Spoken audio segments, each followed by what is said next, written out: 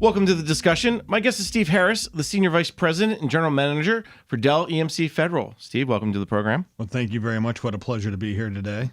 Before we get started, let me set some context for our discussion. When Congress wonders why agencies aren't moving to the cloud more quickly or keep getting hacked or continue to hang on to what we'll call the waterfall approach to IT development, it all comes back to really two interrelated things: people and training. A survey of federal CIOs by the Professional Services Council finds the skill sets needed to successfully move off of old technology and into the cloud, for instance, shut down old systems, just doesn't exist broadly enough across the government. And the workforce piece goes even deeper than just the skill sets to move technology. 1 of 4 online respondents believe the lack of resources has a significant negative impact on staff morale and actually leads to staff burnout. So even if there's a will, is there a way? Respondents to the PSC survey say the hiring freeze, budget uncertainty also hampered the IT modernization initiatives. And all of these challenges, we know them, we've talked about them for years, the people, the training side, but there's gotten little to no attention from Congress or the Trump administration. But there are glimmers of hope. Congressman Will Hurd, for example, is floating the idea of a cyber national guard where college students exchange tuition payment for service in the government, and then after so many years become part of what they call the call-up expertise in case of emergency, and or the fact is that they'll drill around cybersecurity issues several times a year. The White House's cyber executive order also recognizes the need for a better trained workforce. The NIST is leading an effort to create a report assessing the current skill sets of the public and private sector workforces around cybersecurity. And the Office of Director for National Intelligence also is working on a report focused on how foreign adversaries develop their cyber workforces.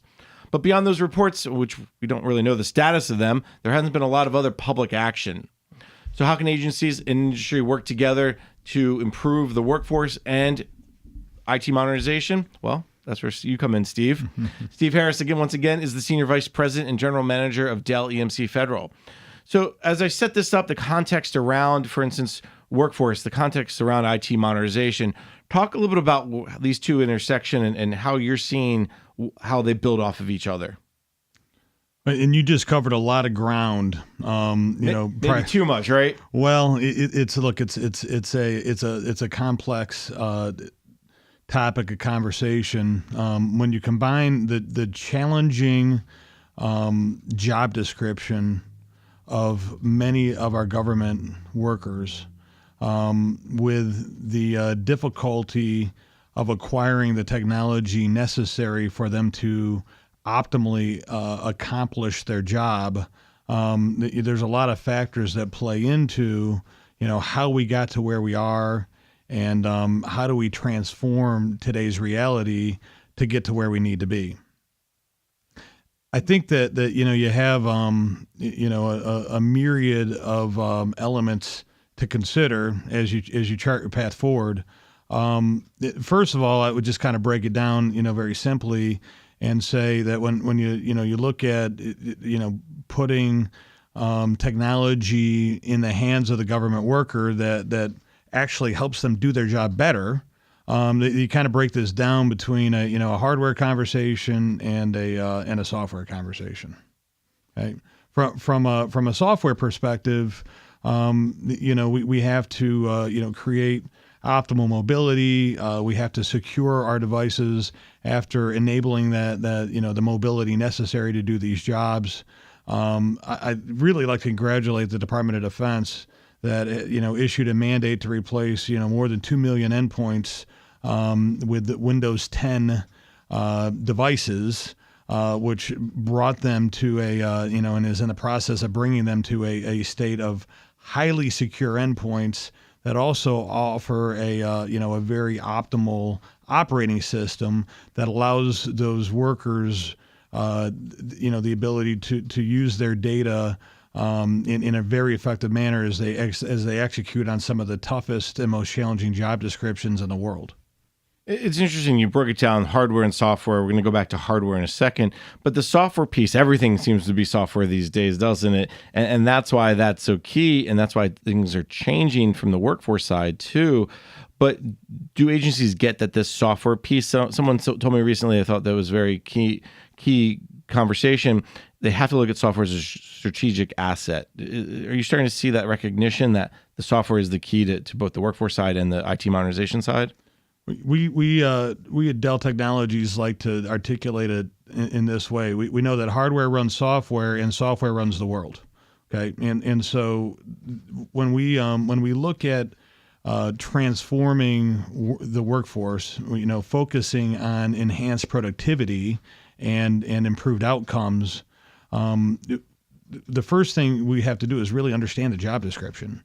And you use software to build a digital workflow that enables a government worker to actually execute on their jobs.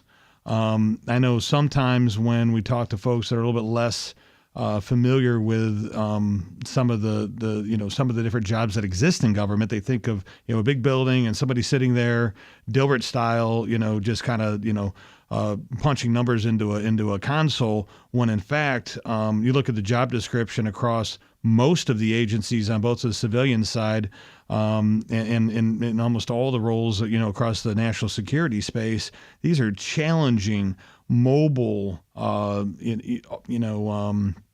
job descriptions that require people to actually, travel, be away from the government building, and actually execute on complex tasks that are hands-on, and that when paired with the right technology solution can dramatically change the level of productivity and the speed to value that worker is able to create for their mission. So it's integral, to that inspector, to the person that's delivering on Homeland Security or law enforcement. Clearly, all of our servicemen and women. Technology can make a really big difference in their ability to execute their role. And I think you bring up a really interesting point, because part of this push for IT modernization, for example, is to improve services to citizens, is to improve productivity, is to make federal services better, meaning the person from the agriculture department who's going out to talk to the farmer, and the farmer says, okay, well, I had this many bushels of peas this month or this week. They can put that right into their tablet, that can send that data right back, and they can make that transaction happen so much more quickly. And that's all, as you said, for software runs the world.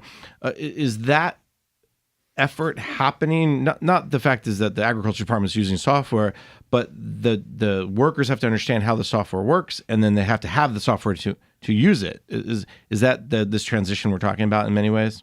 Yeah, I think that's exactly what we're talking about. We talk about cybersecurity, and cybersecurity is part of everybody's job, and that is very much a people, process, and technology equation. So it's training, it's awareness. But then you look at the jobs that people are actually doing, and you mentioned the United States Department of Agriculture, and I think of the FDA as an example, and their responsibility for food safety. And so to have the right technology in their hands so that they can, run apparatus that does testing on a real-time basis, and if they have something to report on or a situation to affect as it pertains to that supply chain for food, they can actually operate on a real-time basis. I think we would all be surprised and dismayed how many jobs are still supported by a paper-based or really an analog type of workflow. And I think that's one of the mistakes that happened over the last 15 or 20 years, is picking up that paper-based workflow and just putting it into technology instead of relooking at the workflow that changes. You also brought up cybersecurity, which is another layer of complexity that we have to talk about, and we could talk about cybersecurity the whole show, I know that. But Steve, talk a little bit about the cybersecurity piece, because that's a part of that training and it's part of the IT modernization. I'm gonna go right back to Windows 10 and kind of foot stomp that one more time. Windows 10 is the most secure operating system that's ever been devised for endpoints. To roll it out in its full instantiation gives you features like Secure Boot, and it's an incredibly important step towards providing a secure endpoint. Strongly encourage any agency that hasn't mandated that migration to Windows 10 to do so. It makes a big difference. But just to the continuation of the cyber sprint with things like dual factor authentication, I think that dual factor encryption is very important.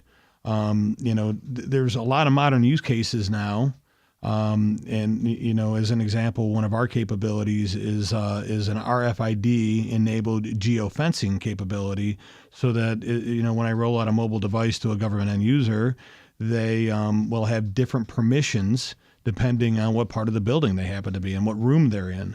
If that device exits the building, it may turn to a brick. Right. This is all enabled. These profile management elements are enabled from an IT management perspective, and it provides a lot of OPSEC, but a tremendous amount of productivity increase.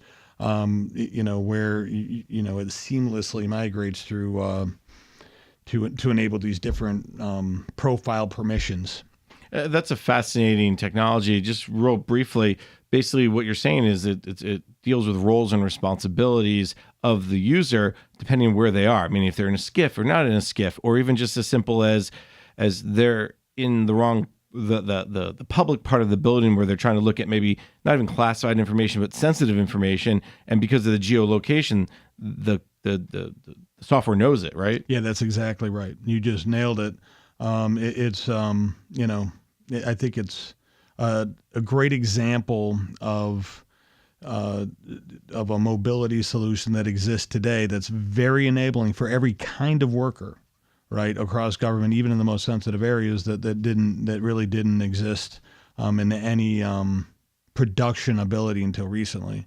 And then you have all the other capabilities out there that we've been shipping for many years on a commercial basis, like Absolute Software, where if our device is ever reported as stolen to the agency, they're able to see the next time that device hits a network and turn it into a brick.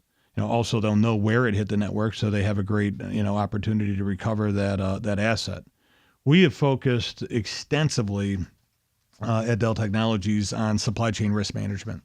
And that means that the devices that are coming out of our factories have been very carefully managed, so that when they arrive at the actual end user dock at the agency receiving facility, that they can deploy those devices with great confidence.